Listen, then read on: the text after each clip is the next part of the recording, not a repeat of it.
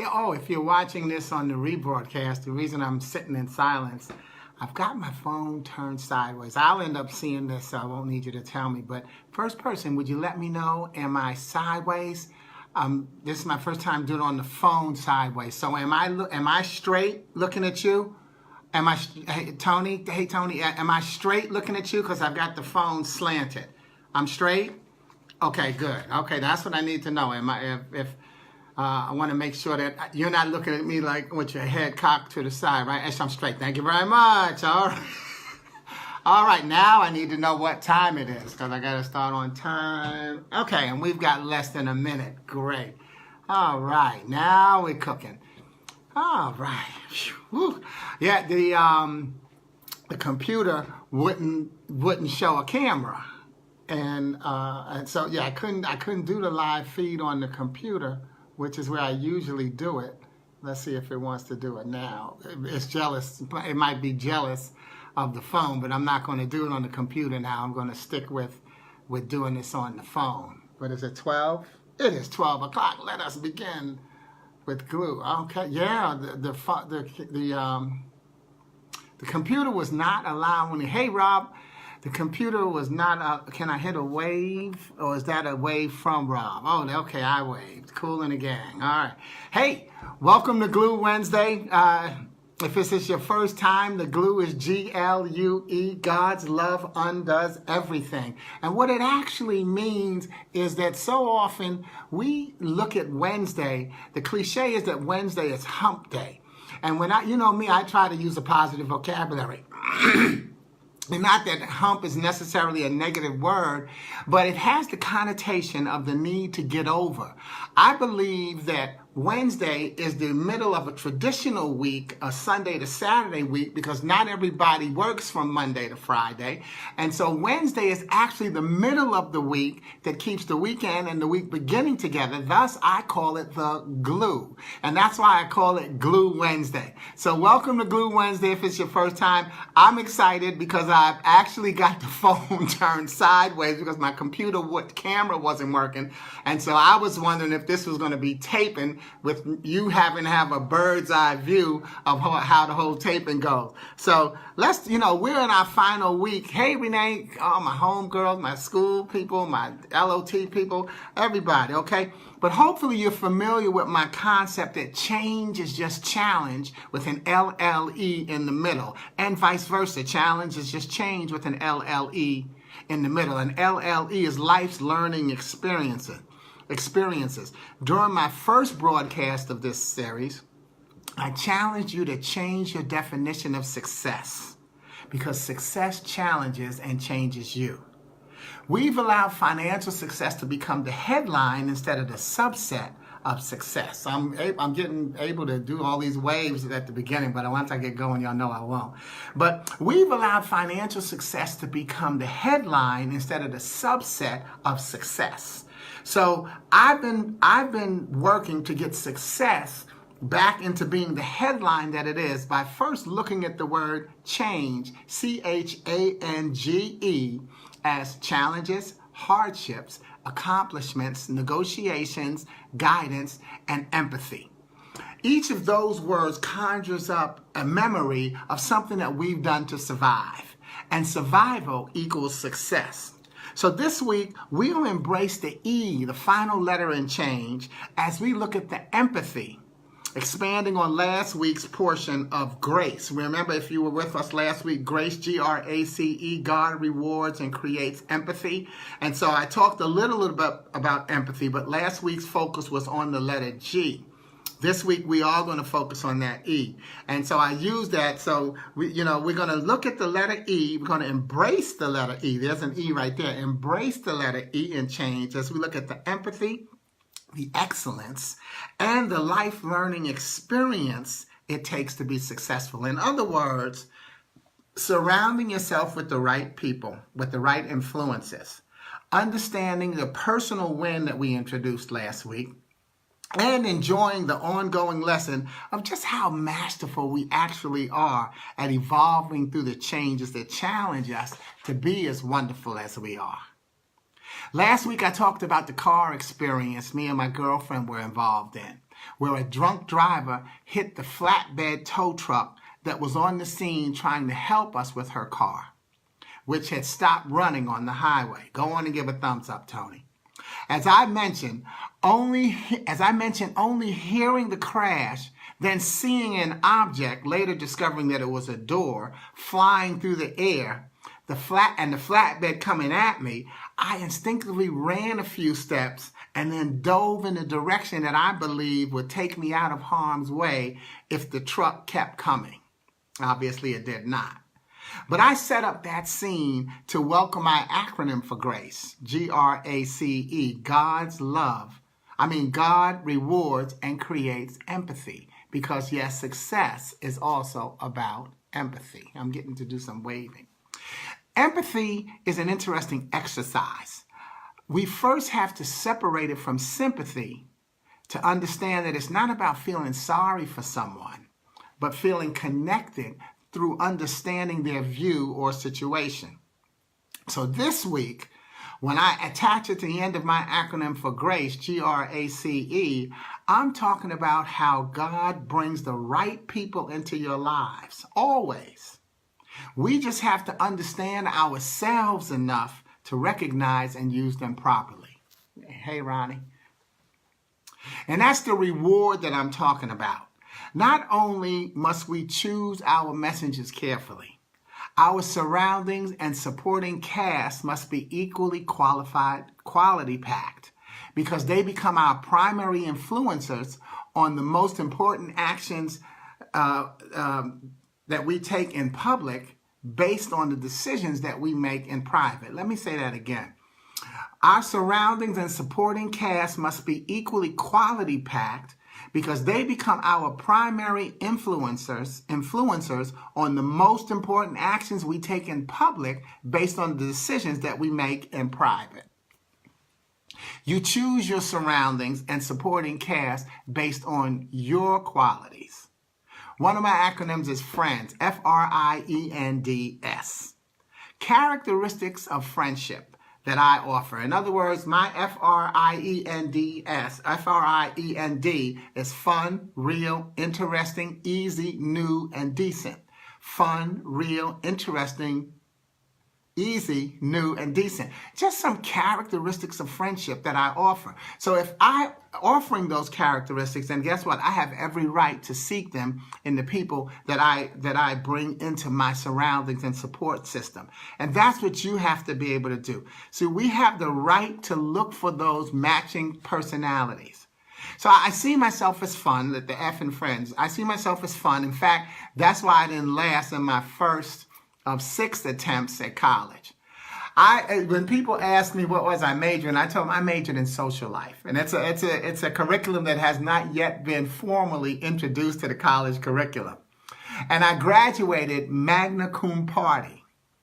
And just as the R in friends is for real, my truth was that I just wasn't really ready for college. I didn't want it bad enough at that point in my life. But as I mentioned, that was the first of my 6 attempts. My 3rd and 4th trips, I lost credits through my career advancement over 2 relocations. Educational note, I bet these two educational, I lost my track. Okay, my 3rd and 4th trips, I lost credits through my career advancement over 2 relocations. And the educational tip, and I think it's still in place, and that is, D's don't transfer. So I lost credits when I transferred, and my D's didn't come with me. I finally did go back to college and graduated online, getting the degree, because getting the degree was important to me based on my letter for today, empathy. You see, as a speaker talking to and mentoring young people, I would have boxed myself into a corner trying to encourage them to get their education and then have them say, well, you didn't graduate from college and you seem to be doing okay. I had to take that off the table. Hey, Ernestine, let me go on and get one more wave. I had to take that off the table because it's not fair to make the point that things were different back then. A 16, you're doing your calling. Oh, A 16-year-old mind is a 16-year-old mind. Stop thinking that our kids should be volume smarter and more responsible than we were.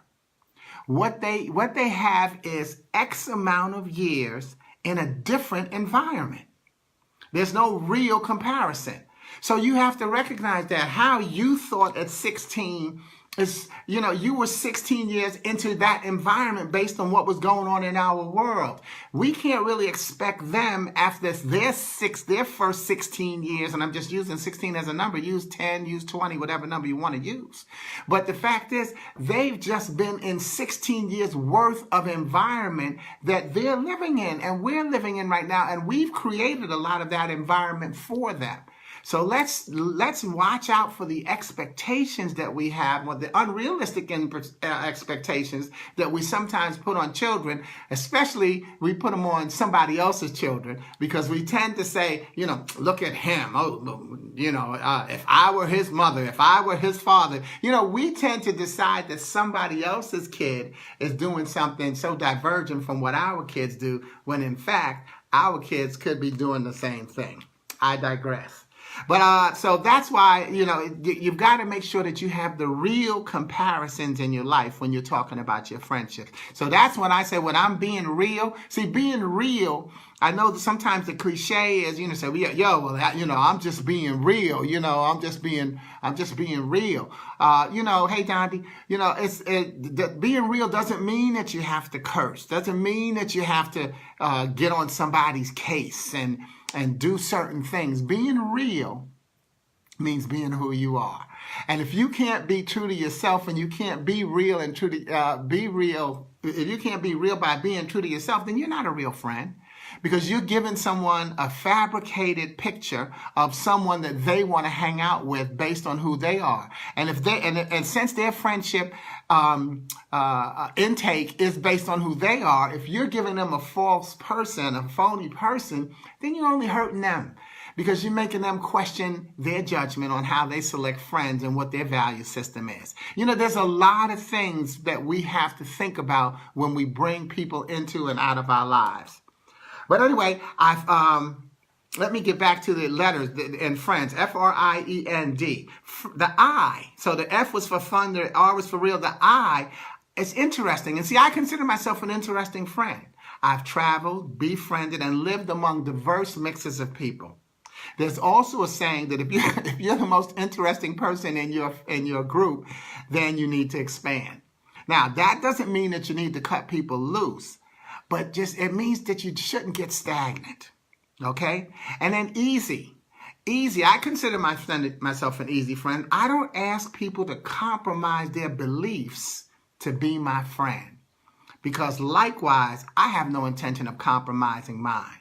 So think about that. Friendship should be easy. If someone's asking you to be a square peg in a round hole, then they're really not your friends. And we've got titles on it these days, where they're calling it bullying and all of that kind of stuff. But we've been doing that since the end of time, or since the beginning of the time, where most of us actually started out. I'll hit a couple of more waves because I'm liking doing this wave thing. It's kind of fun. Okay, but recognize that friendship should be easy. And if someone is asking you to jump off a cliff to be their friend, well, you need to, number one, make sure that the cliff is a curb, and you jump off it and walk away from that person. The N in friends is new. As we grow older, it is possible to make new friends, because we become more comfortable with who we are and can recognize the friendships quicker. And I used to always say, hey, Cello, I used to always say that a lot of, and I still believe it, our deepest friendships are the ones that we possibly contracted in our younger days, in elementary, middle school, junior high school, because we were all on the same economic level. As we mature, and it actually is kind of justified, it becomes more of a thing of what can this person do for me in my life. Our friendships become networking connections, and then they have a chance to develop based on who we are and where we see ourselves trying to go. So you can get new friends as you grow older, but I think that if there was some kind of statistic, the statistic would probably show that we might average, I think if you can get 1 or 2 new friends a year, that's a pretty good average. Where when we were younger, we were probably getting 5, 10, 15 new friends a year, or even in a school month. So the N in friends is for new. And the final letter, the D is for decent, which is relative again, based on who you are. I once had a soldier say that the D could also stand for define. Because as we attract people based on how we see ourselves. So if we see ourselves as decent, that will impact how we decide who else is decent, and we attract them. And for that reason, I add the S to friend to make it plural, friends, to remind you to be your own friend. Self. You need to be your own friend. Remember, we've all got self-esteem issues. And maybe not a self-esteem problem, but an issue. And, you know, when I speak to my military audiences, I make them aware of their issue being the Michael Jordan self-esteem issue. And a lot of people say, well, Michael Jordan didn't have a self-esteem issue. Yes, he did. He didn't have a self-esteem problem. His issue was when his father died. You see, when Michael Jordan used to play ball, he used to come out, check with dad, play ball. When his father died, he came out, couldn't check with dad, still had to play ball. In other words, people don't care what you lose. They still expect you to deliver. People don't care what you lose. They still expect you to deliver. And as I'm talking to my military audiences, I tell them, people don't care. Society, civilian world does not care what your family is going through during the deployment. They still expect them to be contributing members of society. And that's why, you know, I think... don't care about the, what we have to do is recognize that the reason people don't care what you lost is because in a lot of cases, they don't know what you lost. People don't know what you're going through because we don't walk around telling everybody the stresses that we're having in our day, in our life, and everything that's going on with us. So sometimes try not deciding that someone is so against you and they don't know what I'm going through. Instead of making that a nasty comment, make it a realization. They don't know. And you don't know what they're going through. So sometimes, it really is about taking that extra breath and realize that we have to recognize that people don't care what you lose. They still expect you to deliver. Oh, thank you for repeating that because it's true. But again, let's flip that and let's make sure that we stay positive and recognize that this just the point is a lot of times people don't know what you're going through. How can they care? How can I care about something that I don't know about? Even though, and we're talking about empathy today, we won't lose track of that. So you see, we're talking about a lot of different feelings. That's why I say that S is so important for self-esteem. And self is, for me, is S-E-L-F. Self-esteem, love's foundation. Self-esteem, love's foundation. You can't love until you like yourself. You have to be free and happy about who you are. When you like who you are, because I think like is the cherry on the cake. Most people tend to love themselves because but how often do you even tell yourself you love yourself? But I'll tell you one thing is for sure. You tell yourself that you don't like you more than you tell you that you don't love you. Because haven't you stood in the mirror and said, I don't like the way this outfit looks. I don't like how I act. I don't like what. So we tell our spirit a lot of times what we don't like. We never say, I don't love me, but I don't love how I look. I don't like how I look. So words are powerful and they seep in there. So self-esteem, we all have a self-esteem issue. What we want to constantly work at is not allowing it to be a self-esteem problem. And that flows to, that flows over the civilian world as well. People don't care what you're going through. Yet not always in a nasty way. So remember that. They just don't know because everybody's going through something. And that's why the next letter in the next E for me is excellence. All you can do is the best that you can do. Excellence. All you can do is the best that you can do. So strive for excellence. Now notice I said excellence, not perfection. The cliche, practice makes perfect, I think it's a set of 3 words where the goal is to fail. You see, our actual goal is to not make it to perfection, then seek acceptance for the effort that it took to reach a place called almost. Why not make that spot the goal? so that you can celebrate and build rather than look forward to being accepted. Don't try to please someone else with your effort. You know, because a lot of times we say, well, I practice and I practice and I practice and I still didn't make perfect. Stupid me. And then we justify, well, you know what? Nobody's perfect. Look where I got. No. Make this the goal. You're not going to get perfect. Make this the goal. Practice makes improvement. I like that, Renee. Practice makes improvement. And that's the truth, is because we have to just improve. One thing I always say to people, I don't compete with anybody. I compete with myself to be better than I was the last time. It's always about making that improvement, making that next step. And then we sometimes lie to ourselves and make the step bigger than it was. A lot of us, I know those who grew up in my project, we used to play Mother May I. And what did we used to say? By the way, this is how stupid we were. I want to tell you this when I finish this. But remember in Mother May I, we'd say, you know, can I take a giant step? And they say, no, you have to take a baby step. Do you realize that game was so rigged that whoever was Mother May I, their friend was going to win, because they were not going to allow you to take a giant step and pass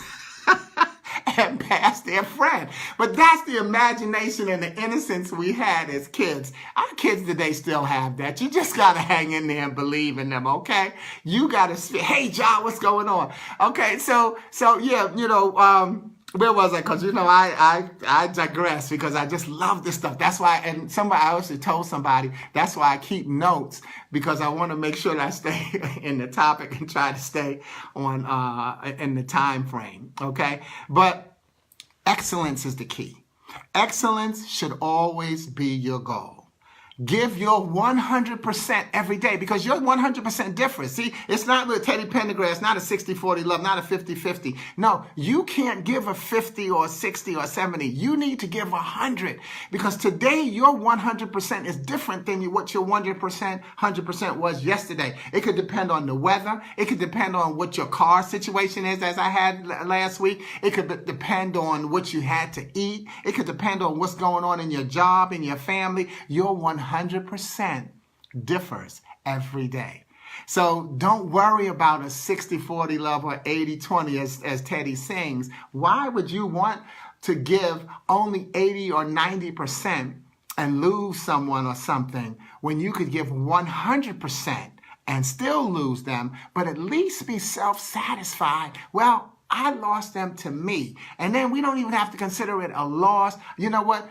I did this and they did that, and this is where we're going to move on from. I'm not talking about relationships. Let me get moving, okay? But let me get back to your 100%, because your 100% differs every day. In 1997, I wrote a poem about that 100% in my book, Your Name Came to Mind. Is my fingers crossing? Let me get that way. Your name came to mind, okay? And as my books do, I give an occasional narrative to make the point stronger in terms of how to use different poems. See, my books of poetry aren't just the poems one after the other. In between somewhere, I'm narrating and say, here's how I use that poem. Here's how that poem can apply to your life. That way they could become lessons, because poetry is so subjective. Sometimes what hurts us as poets is that, for instance, haven't you taken a poetry class? And you what did they not translate? What was the word that we use for breaking down poetry? Whatever that word is gone, okay? But the thing is, everybody had a different opinion of what the poem meant. So this person said, I got this from the poem. This person said, I got that. And then who gets the final vote? The teacher? The teacher gets to say, here's what the poem really meant? No. Interpretation. Thank you, Donnie. Interpretation. You know, when we interpret a poem, you know, everybody's got a different interpretation of what it's about. So what I try to do in my books is tell you what I was thinking. Because, you know, they say, well, I think the poet was thinking this. See, I want you to get it right. I want to tell you what I was thinking when I wrote the poem, so that if you get that idea, you might say, you know what? Hey, I got it right. That may encourage you to write a poem. That may encourage somebody else to be a writer. See, that's what we have to look at. We're always working on our legacy. How can you encourage people? You encourage people by not catching them doing something wrong, but catching them doing something right and allowing them to repeat it. So the poem I'm going to share with you, the introduction for the poem, I'm going to first read the introduction, and the introduction is for the closing 9 poems in the book. But the poem I'll recite is actually called Power Unveiled. But here's the introduction, and then you'll see why it's a part of that intro. So often we want to justify trials and tribulations in our lives as acts of the devil.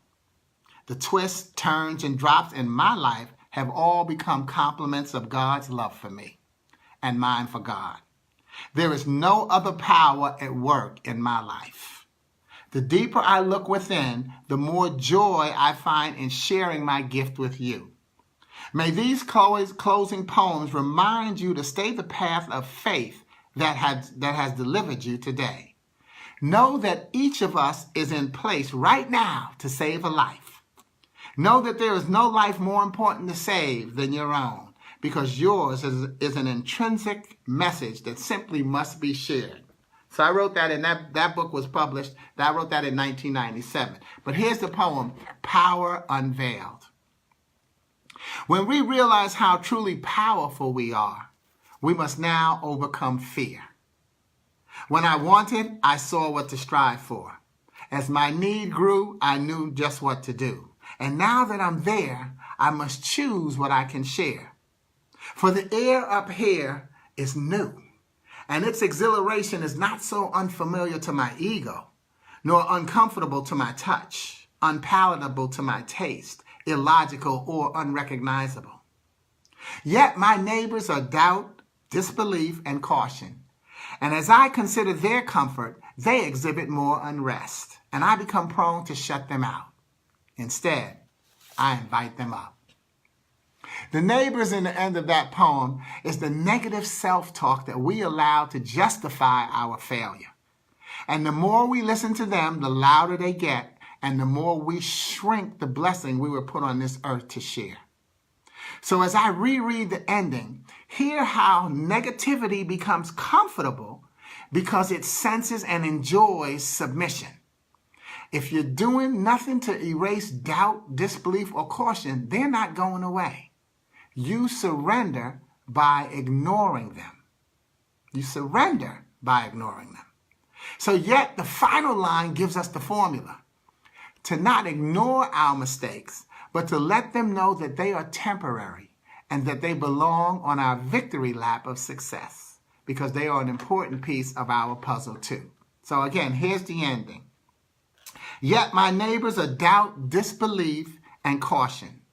And as I consider their comfort, they exhibit more unrest, and I become prone to shut them out. Instead, I invite them up. Someone will doubt you and your quest for excellence. That's when you've got to reach in and connect to your unlimited and sometimes unseen to the naked eye personal power. Let's continue to have a healthy definition of success by returning it to its rightful place as the headline, not the subset of financial success. Remember, choices, hardships, accomplishments, negotiations, guidance, empathy. Each of these words conjure up memories of what you've done to survive, and survival equals success. You are a success.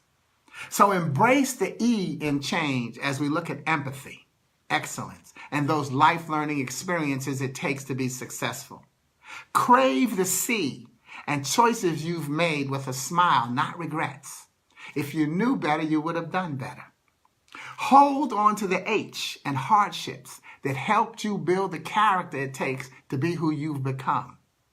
Accept the A and accomplishments that didn't need to come in big hunks for you to appreciate yourself as a winner. Need the N in negotiations as you remember the detours and second thoughts you had before enjoying that you were on a path. You have to enjoy that you're on a path, not always the right path. And then grasp the G in guidance and give thanks for those who've pointed and coached you into the best direction. Finally, come back to the E as the first letter in END, E-N-D, as we recognize that every E-N-D is an exciting new day. full of changes, challenge, and the opportunity to do it all over again. You are a master of change. But don't beat yourself up when you slip. There are levels of mastery. And it won't do you any good to think that you have to shine the same way someone else does. Because life is about going from one puzzle to the next.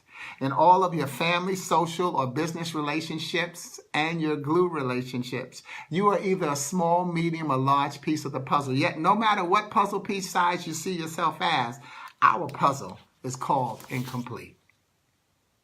Next week I'll be traveling, so there'll be no glue broadcast.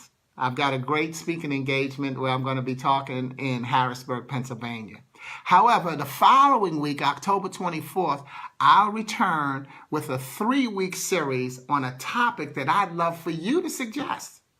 I'll either pick from one or combine topics based on what I see in this feed. So, hey, Joe Ferrantino. Joe Ferrantino, by the way, I have a sign in my office that says, do you remember who gave you your first break? Joe Ferrantino was the person who hired me into the Wall Street Journal in 1975. And that's when I started my career as a messenger. And because I always say, I started out as a messenger. When I left the Journal, I was a manager. And now as a speaker, I'm back to being a messenger. So I had to stop and give you that shout out, Joe, because thank you for helping me get my career started. Remember, I talked to us on the broadcast about there's someone who won't believe in you. You need to have the right people who do believe in you. So here we are. Joe and I are still friends. That was a friendship through employment. Wow, 40 years ago? Okay. But meanwhile, like I said, on the 24th, I want to start a 3-week series based on a topic that you put down in this feed and you send me, and then I'll create a series, or I will combine the topics based on what I see in the feed. Until then, don't worry about Hump Wednesday. You don't have a need to get over. Celebrate Glue Wednesday because you do need to keep it together. Follow me here and please check out my website at sportyking.com to enjoy my blog, my monthly fun letter, which you can subscribe to, and the opportunity to support my message through your referrals or purchase of my retention products. Thanks again. Remember, Glue Wednesday, Glue. God's love undoes everything. Whatever you're going through, remember, through is a self-fulfilling prophecy. You say, I'm going through that. This means I'm coming out on the other end. So trust your track record. Laugh at your lack record. I'm Sporty King, and I'll see you next week right here on Glue Wednesday. Thank you, and God bless you. And I'll thank you for the traveling message. The topic, rejection, great topic, okay? Yeah. Because you know I'm going to go at that in a lot of different ways, because rejection is sometimes projection. Because when we reject sometimes, it helps us project and shoots us off into another direction that we might have needed to go into. It's going to be one of those, y'all. So come on. In fact, I think I'm going to do one of those. Maybe I'll have an open forum where you just shoot stuff at me and I'll come straight. All right. But look, thanks again for joining Glue Wednesday, and I'll see you next week. Have a safe and savvy weekend. Ciao. Hey, Quentin, would you come in and clean up, see if we're leaving? Bye.